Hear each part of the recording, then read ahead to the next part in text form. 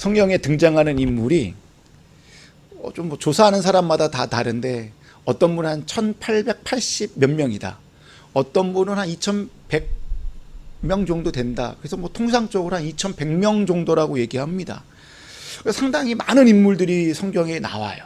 그 많은 인물들 중에 여러분이 개인적으로 저 사람은 정말 부럽다라고 하는 사람들이 있을 거예요. 저는 개인적으로 상당히 많지만 그 중에 한 명이 에녹인 것 같아요. 성경의 에녹에 대한 기록을 보면 그렇게 많지 않아요. 오늘 본문과 히브리서 11장에서는 하나님을 기쁘시게 하는 자로 나오고요. 유다서에서는 아담의 7대손으로 에녹을 언급하고 있습니다. 그 외에는 이스라엘 족보에서 그냥 이름 정도만 언급하는 게 전부예요. 근데 제가 이렇게 에녹을 부러워하는 이유가 무엇일까요? 오늘 본문 보면 아주 짧은데요. 하나님과 동행하였다라는 말이 2번이나 언급되고 있다라는 거예요. 많은 목사님들이 하나님과 동행에 관한 설교를 할 때 에녹을 늘 언급합니다. 저 역시 하나님과 동행하는 사람이라고 하면 제일 먼저 떠오르는 사람이 에녹입니다. 에녹 말고 하나님과 동행한 사람이요, 한 명 더 있습니다. 바로 누구냐면 6장에 나오는 노아입니다. 노아가 어떤 분인가 우리 보면 창세기 6장 5절에 나와요. 6장 9절입니다. 한번 화면을 보실까요? 노아의 역사는 이러하다. 노아는 그 당대에 의롭고 흠이 없는 사람이었다. 노아는 하나님과 동행하는 사람이었다라고 합니다. 노아에 대한 설명인데요, 입이 떡 벌어질 정도로 정말 완벽한 사람이에요. 그리스도인이라면 노아처럼 살아야지 정말 노아를 본받아야 돼요. 그런데 개인적으로 노아를 저는 그렇게 부러워하지 않습니다. 왜 그럴까요? 약간 사적인 감정인데요. 120년 동안요, 하나님의 계시를 받아 심판을 대비하기 위해 뭐 했어요? 그냥 아라산에 올라가서 매일 방주만 만들었어요. 방주를 만드는 그 긴 시간 동안요, 사람들한테요 온갖 손가락질 당하고요, 수모 겪고요, 욕 먹었어요. 한마디로요, 그 시대의 왕따 중에 진짜 왕따였어요. 아버지가 이러다 보니까요, 자녀들 역시요 방주를 만드는데요 무지하게 고생하면서 왕따 같은 삶을 살았어요. 결국 방주가 다 만들어지자 온 세상에 하늘에서 비가 내리는 심판이 내려서 어떻게 해요? 온 세상이 다 진멸당했을 때 유일하게 노아와 그의 가족들만 구원받게 되었습니다. 그럼에도 불구하고 노아와 에녹을 비교하여 누가 더 부럽냐고 저한테 물어본다면 저는 에녹입니다. 에녹이 부러운 이유가 두 번째 이유는요, 죽음을 경험하지 않고 일평생 하나님과 동행하다가 하나님이 계시는 곳으로 이렇게 데려가셨다라는 거예요. 히브리서 11장 5절 보니까 이렇게 기록하고 있습니다. 믿음으로 에녹은 죽지 않고 하늘로 옮겨갔습니다. 하나님께서 그를 옮기셨으므로 우리는 그를 찾을 수 없었습니다 라고 기록하고 있어요. 사람은 누구나 죽게 되었는데요, 에녹은 죽지 않고 하나님께서 데려가셨다라는 거예요. 성경 66권 1189장이에요. 2100명의 수많은 인물 중에 딱 2사람만 죽음을 맛보지 않고 하나님께서 데려가셨어요. 그게 창세기 5장에 나오는 에녹이고요. 열왕기하 2장에 보면 엘리야가 바람이 휙 불어서 하나님께서 데려가셨어요. 여러분 한번 생각해 보십시오. 아담이 선악과를 따먹은 이후에 인류는요 수많은 형벌을 받게 되었습니다. 그 형벌 가운데 하나가 죽음이라는 형벌이에요. 그리고 인간은 하나님의 형상으로 지음을 받았음에도 불구하고 흙이라는 원재료가 있기 때문에 그 흙으로 만들어진 존재이기 때문에 흙으로 돌아갈 수밖에 없는 존재예요. 하지만 에녹은요 흙으로 돌아가지 않고요 하나님 곁으로 돌아간 사람입니다. 에녹은 아담의 죄위에 이 세상의 죄악의 간영이 만연했던 이 시대에 형벌을 받지 않는 유일한 인물로 더더욱 부러울 수밖에 없다라는 것입니다. 여기서 우리가 잠시 생각할 수 있는 것은 무엇이냐? 우리는 언젠가는 다 흙으로 돌아갈 수밖에 없다라는 거예요. 우리가 죽지 않고 살아가는 유일한 길은 에녹처럼 하나님과 동행하며 사는 길이에요. 하나님과 동행하며 살아가는 사람은 죽어도요, 이것이 죽음이 아니라는 거예요. 왜냐? 그 삶은 부활의 삶으로 연결되어 있기 때문이에요. 그 삶은 하나님의 나라로 연결되어 있기 때문에 육신은 죽을지언정 우리의 영은 죽지 않고 영원히 살아있다는 것입니다. 우리는 언젠가는 다 죽음을 맛볼 것입니다. 그렇지만 우리에게 부활이 있기 때문에 다시 하나님과 동행하는 삶으로 이어지는 자들이라는 것을 이 시간 기억하시기를 바랍니다. 여러분, 에녹이 하나님과 어떻게 동행하였는지, 하나님과 동행한 삶이 어떠한 것인지 우리는 제대로 알 수 없습니다. 왜냐하면 성경이 이것을 자세히 기록하지 않았습니다. 그냥 하나님과 동행하였다 이게 전부 다예요. 아무튼 하나님이 에녹이 하나님과 동행하였다는 이 말속을 조금 더 깊게 보면 하나님을 신뢰하였다라는 그 말이 감추어져 있습니다.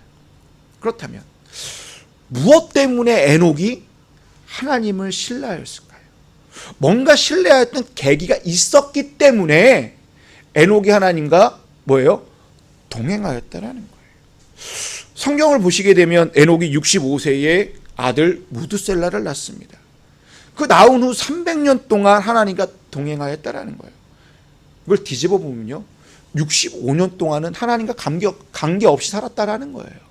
근데 무드셀라를 낳고 300년 동안 하나님과 관계를 맺으면서 동행한 삶을 살았다라는 거예요. 왜 무드셀라를 낳은 후부터 에녹이 하나님과 동행하였을까요? 무드셀라의 이름을 보게 되면 창을 이렇게 던지는 자라는 이름을 가지고 있습니다. 여러분, 창을 던지다라는 말이요, 경고의 메시지입니다. 그러니까 노아는 무드셀라를 낳고 이 경고의 메시지를 들었던 것 같아요. 어떤 메시지입니까? 네 아들 무드셀라가 죽으면 온 세상에 뭐가 온다라는 거예요? 심판이 온다라는 메시지예요. 이것이 진짜 무드셀라가 죽던 해에 하나님의 심판이 노아 때 이루어지게 됩니다. 아마 에녹은 그 무드셀라의 그 출생을 통하여 말씀하신 하나님의 경고의 메시지를 귀담아 들었던 것 같아요. 지금까지 자신이 살아왔던 삶의 방식을 완전히 포기하고 다 내려놓았던 것 같습니다. 그동안 내가 살아왔던 내 방식, 내 뜻, 내 생각을 다 내려놓고 하나님의 경고의 메시지를 귀담아 듣고, 심판이 오구나, 내가 하나님과 관계를 맺으면서 하나님과 동행하며 살아야 되겠다라고 결심했던 것 같아요. 에녹이 이렇게 삶이 변화되고 하나님의 뜻과 말씀으로 살게 되니까 히브리서 기자는 그를 이렇게 평가하는 거예요. 하나님을 기쁘시게 하는 자라고 칭찬하였다라는 거예요. 아무리 생각해봐도 이보다 더 영광스럽고 더 감격스러운 호칭은 없었을 거예요. 저와 여러분이 에녹처럼 하나님을 기쁘시게 하는 자가 되기를 주님의 이름으로 축원드립니다. 그렇다면 우리도 어떻게 하면 에녹처럼 하나님과 동행하며 살 수 있을까요? 우리도 나름 동행한다라고 생각을 해요. 매일 경건의 삶을 살기 위하여 무지하게 노력합니다. 근데 현실은 그렇지 못해요. 사는 것이 뭔지, 뭐가 이렇게 바쁜지, 어느 날은 성경 한 구절도 읽지 못할 때도 있고요. 기도도 5분이 뭐예요? 1분도 하지 못할 때가 종종 있다라는 것입니다. 그럴 때마다 내가 그리스도인이 맞나? 자책도 하게 되고요. 그리고 하나님 앞에 서면서요, 너무 부끄러워요. 하나님 앞에 죄송한 마음이 너무나 많이 든다라는 거예요. 저 역시 지난주는 영적으로 완전히 다운되어 있었어요. 의욕도 없고요, 온몸에 힘도 없어요. 그러다 보니 하나님과 함께하는 시간도요, 절대적으로 평소보다 너무나도 부족했어요. 그러다 보니까요, 몰라, 희한해요. 마귀가 들어왔는지 내 안에 자꾸 내 꼬라지를 보는 거예요. 에이구, 야, 네 꼬라지를 봐봐. 그러면서 자꾸 부정적인 생각이 들고요, 그리고 비관적인 생각이 들게 되는 거예요. 그러다 보니까 자꾸 하나님을 원망하게 돼요. 그리고 하나님을 비판하고요, 하나님께 온갖 불평 불만을 다 토로하는 거예요. 이게 저만 그럴까요? 많은 그리스도인들이 저와 비슷할 거라고 생각합니다. 우리가 현실에서 하나님과 24시간 동행하며 산다고 자신 있게 말할 수 있는 사람은 그렇게 많지 않을 거예요. 많은 사람들이 다람쥐 쳇바퀴 돌듯이 정신없이 살고 있습니다. 그리고 주일이 되어 예배에 나오며 왠지 모르게 하나님 앞에 하나님 죄송합니다. 하나님 또 내가 이렇게 살다가 왔습니다. 라는 이 죄책감이 들어 하나님께 앉자마자 하나님 이 죄인이 주님께 나왔습니다. 라는 이 기도부터 제일 먼저 할 거예요. 더더욱 자신에게 안 좋은 일이 있고 직장에서 안 좋은 일이 있고 특히 아들과 딸들에게 또는 남편에게 안 좋은 일이 있으면 내가 주님께 정말 제대로 서 있지 않아서 그렇구나. 내가 기도가 부족해서 그렇구나라는 것을 더 느끼게 된다는 거예요. 그저께 아내랑 이런저런 얘기를 하다가 아내가 누구를 만나고 왔어요. 그러면서 아내가 이런 얘기를 하는 거야. 내가 기도가 부족해서 그런가 봐. 그 말을 듣는데 그때는 아무 반응 안 했거든요. 내 마음이 너무나 찔리는 거예요. 목사한테 기도가 너무나 부족해서 우리 아들이 이런가. 아내한테 내가 너무나 못해서 그런가. 그러니까 아내가 기도를 못했다라는 말이 꼭 저한테 말하는 것처럼 들리는 거예요. 네가 기도를 안 해서 그래 라는 말처럼요. 이렇게 들려오더라고요. 그러니까 우리는 어떻게 해서든 하나님과 동행하기 위해 나름대로 몸부림치고 있다라는 거예요. 몸부림조차 하지 못할 때도 있지만 그래도 하나님과 동행하기 위해 우리는 무지하게 노력하고 생각하고 있다라는 것입니다. 그 오늘 설교를 준비하면서요, 하나님과 동행하기 위해 몸부림치는 것을 조금이라도 돕기 위해 함께 몸부림치기 위하여 설교를 준비했습니다. 다시 오늘 본문으로 돌아오면 동행하다라는 말이요 2번 나온다고 했습니다. 여러분 이 동행이라는 이 단어가요 히브리어로 하라크라는 단어입니다. 이 하라크라는 단어가 걷다라는 동사예요. 희한하죠? 걷다가 동행이래요. 그럼 동행이 뭐예요? 길을 함께 가는 것이 동행이라는 거예요. 하나님과 동행하는 것은 무엇입니까? 그냥 하나님과 걷는 거예요. 걷는데 뭐가 필요하나요? 말을 해야 되나요? 아니면 찬양을 하고 말씀을 보고 그럴 필요가 있나요?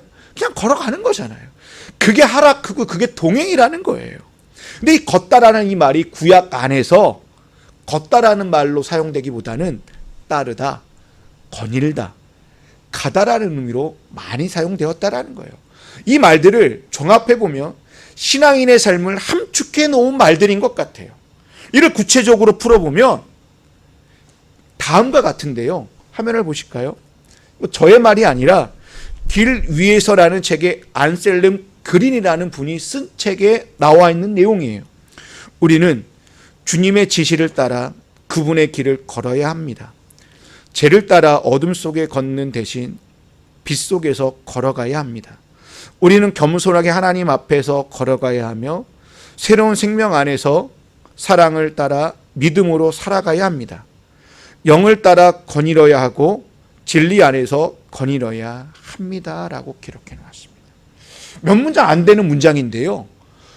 이것이요, 신앙생활을요, 함축해 놓은 말이에요. 우리의 신앙은 이거예요. 주님의 지시를 따라 그냥 길을 걸어가고요. 어둠 속에 걷는 대신 빛 속에서 걸어가는 것이고요. 겸손하게 하나님 앞에 걸어가는 것이고 새로운 생명 안에서 사랑을 따라 영을 따라 뭐예요? 진리를 따라 거니는 것이 이것이 신앙인의 모습이라는 것입니다.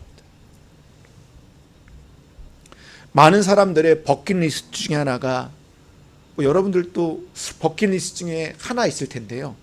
스페인에 있는 800km 정도 되는 산티아고 순례길을 한번 걸어가는 거예요.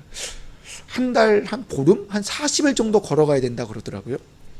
우리나라도 요 산티아고 순례길을 모티브로 잡아서 전남 신안 소학도에 가면 12km 정도 되는 이 순례길을 만들어 놓았습니다. 저도 한번 가봤는데요.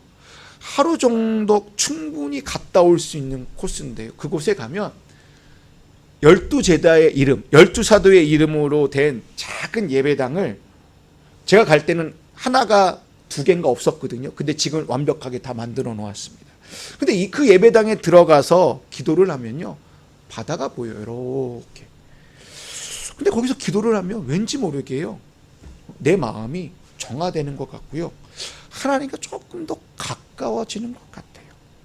나중에 기회가 되면 한번 이렇게 하루 정도 시간을 내서 가을쯤에 갔다 오면 뭐 걷는데 별 무리가 안 될 것 같아요. 이처럼 믿음의 선배들은 이 다양한 순례길을 만들어놔서 주기적으로 순례의 여정을 걸어갔다고 합니다. 왜 순례의 여정을 주기적으로 걸어갔을까요? 이 순례길이라는 것은요, 믿음의 선배들이요, 주님의 길, 주님의 집을 향하는 곳으로 이해했다라는 거예요. 아버지가 계시는 곳으로 내가 걸어간다라고 생각하여 다양한 순례길을 만들어 자신들이 정기적으로 그 순례길을 걸어갔다고 합니다. 그 걷는 동안 두 가지를 기대했대요. 하나는 내적인 변화를 기대했고요. 또 하나는 이 자신이 걷는 이 길 속에서 바울이 다메섹에서 주님을 강력하게 만난 것처럼 자신이 걸어가는 그 순례의 길에서 바울처럼 주님과의 강렬한 만남을 기대하면서 이 순례길을 믿음의 선배들이 걸어갔다고 합니다. 경기도 양평에 가면 모세골 공동체라는 곳이 있습니다. 그곳에 묵상동산이라는 곳이 있는데요, 미로처럼 만들어 놓았습니다. 화면을 보실까요? 이 이름이 영어로 라틴어인 것 같은데요, 샤트레스 레비린스라는 말이 있는데요, 거룩한 땅으로 가는 순례를 상징한다고 합니다. 미로처럼 생겼죠. 얼핏 보면 미로처럼 생겼어요. 근데 이 길이요, 하나로 다 이어져 있고요, 그래서 중앙에 가면 신이 있는 곳이라 생각하여 중앙에 있는 신을 향해 나아가면서 걸으면서 묵상하는 길이에요. 이렇게 만든 이유가 무엇일까요? 다양한 의미가 있겠죠. 주님께 집중하며 걸어가라는 거예요. 집중하다 보면 내가 가지고 올라왔던 근심과 고민과 이 모든 것들이요, 사라지게 되고 자신이 그렇게 아둥바둥 살면서 붙잡고 놓았던 것을 이 길을 걸으면서 내려놓게 된대요. 한마디로 이 길을 걸으면서요, 무념, 무상이 된다라는 거예요. 또한 이 길을 또 보면, 한 번만 더 보여주세요. 이 길을 보면 바깥에서부터 중앙으로 가까워지는 것 같은데요, 다시 멀어지는 게 되어 있어요. 멀어지는 것 같은데 다시 가까워지는 경험을 반복하게 됩니다. 이러한 경험을 여러 번 반복하다가 미로 중앙에 도착하게 되면요, 그 중앙에 뭐가 기록되어져 있냐면 나는 길이요 진리요 생명이다라는 요한복음 14장 6절 말씀이 새겨져 있습니다. 저도 이 길을 딱 2번 걸어본 것 같아요. 지금까지 살면서. 이 길을 걷다 보면 뭔지 아십니까? 나 자신과 닮아 있다라는 것을 발견해요. 이 길이.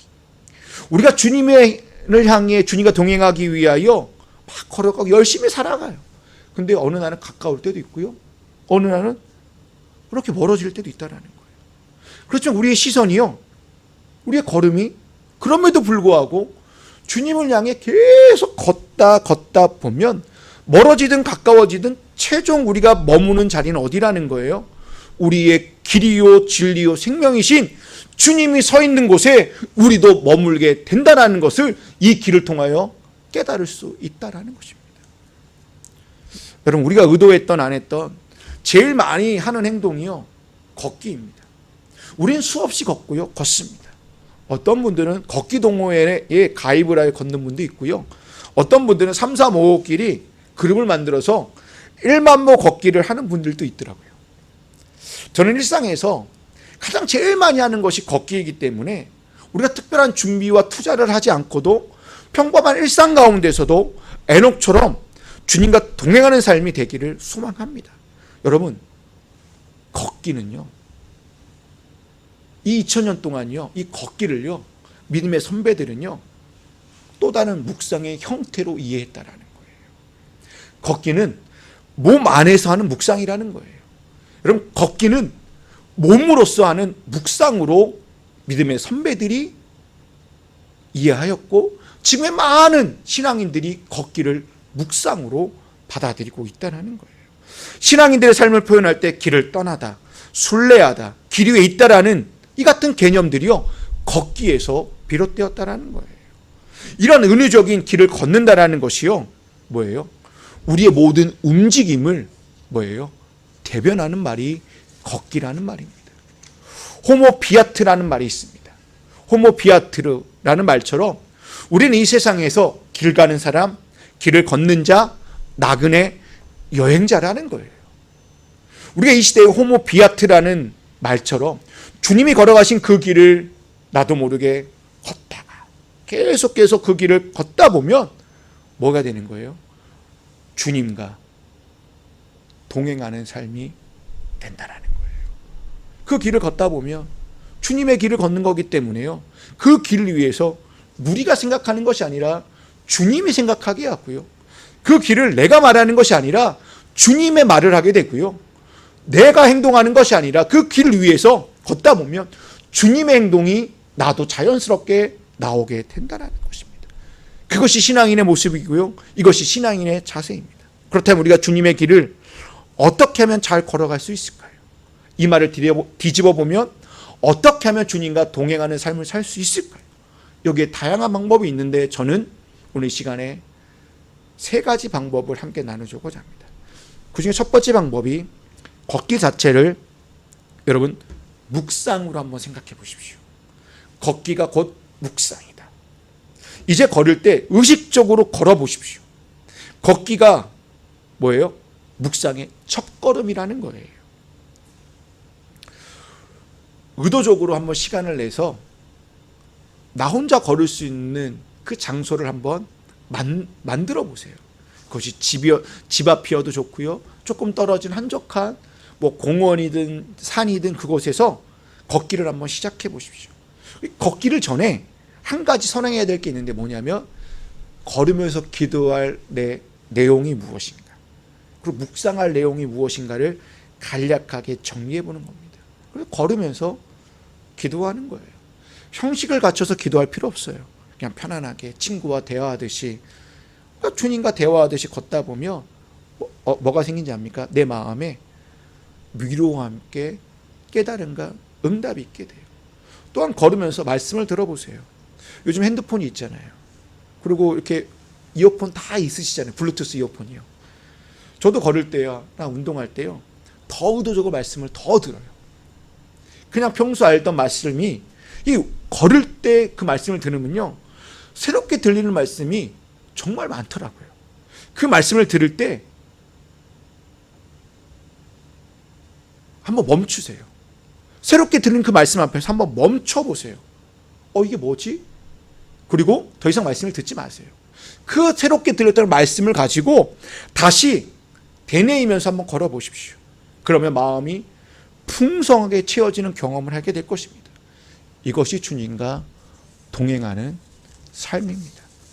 둘째 방법은요, 걸을 때마다 한마디의 말씀을 붙잡고 걷는 거예요. 걷다 보면 뭐예요? 주변의 환경과 사람들이 많이 보이잖아요. 근데 한 구절의 말씀을 집중하여 끊임없이 이 말씀을 내가 계속 되뇌이면서 걷다 보면 그 말씀에 빠져 주변이 보이지 않게 돼요. 그냥 주변 환경과 사람은 마치 아름다운 풍경처럼 보이게 돼요. 한 구절의 말씀을 계속해서 내가 붙잡고 되뇌이다 보면 그 말씀의 의미를 내가 깨닫게 돼요. 요 한 구절의 말씀을 붙잡을 때 좋은 말씀이 무엇이냐면 시편에 있는 구절들이에요. 시편의 구절들이 어떻게 보면 가장 인간적인 말씀들이에요. 그죠? 하나님과 가장 개인적인 말들이기 때문에 그 시편의 말씀을 읽을 때 한 편을 먼저 한번 듣고 그 한 편의 가운데에 내가 이 말씀은 내가 붙잡고 싶은 말씀 한 구절 있을 거잖아요. 한 단락이 있을 거잖아요. 그것을 내가 붙잡고 한번 걸어가 보십시오. 그 시편의 말씀을 한 말씀을 내가 붙잡고 걷다 보면 시편의 23편에 있는 말씀처럼 주님이 나를 푸른 풀밭에 누이시며 쉴만한 물가로 인도하는 경험을 맛보게 될 것입니다. 그리고 내 영혼을 소생시키시고 주의 이름을 위하여 의의 길로 인도하시는 그 경험이 있을 줄로 믿습니다. 세 번째 방법입니다. 이것은 두 번째 방법과 비슷한데 한마디의 말씀이 아니라요, 하나의 스토리를 붙잡고 걷는 거예요. 성경을 보면 역사서나 복음서 이런 책들은 다 뭐예요? 스토리로 되어져 있잖아요. 근데 이때 복음서를 읽으면 더 좋아요. 복음서가 다 예수님에 관한 스토리다 보니까 예수님에 관한 것을 하나의 스토리를 잡고 내가 이렇게 묵상하며 걸어가는 거예요. 한번 예를 들어 볼게요. 내가 길을 걸을 때 오병이어의 말씀을 내가 붙잡고 한번 걸어가 보는 거예요. 그럴 때 내가 한번 아이가 돼 보는 거예요. 이렇게 길을 걸으면서.